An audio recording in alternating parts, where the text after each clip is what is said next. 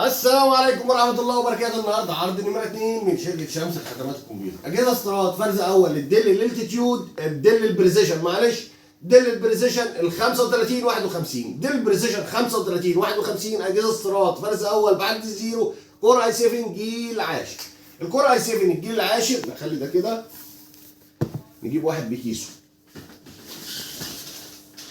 الكور اي 7 يا جماعه الجيل العاشر ال 10850 اتش برامات 16 جيجا، دي رام 4، هارد بيبقى 256 ان في مي.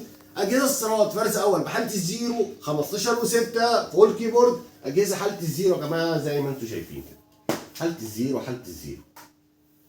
نعيد تاني مواصفاته. الكور اي 7 الجيل العاشر ال 10850 اتش برامات 16 جيجا، دي رام 4، هارد بيبقى 256 ان في مي. اجهزه استيراد فرز اول بحاله الزيرو. كارت الشاشه بتاعها بيبقى انفيديا كوادرو البي 600.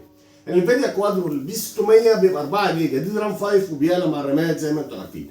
بيشغل طبعا اعلى البرامج، بيشغل اعلى الجنسات. وكور اي 7 اتش 10850 اتش اجهزه زي ما انتم شايفين 15 و6، شاشات اي بي اس، فول كيبورد. اجهزه حاله الزيرو.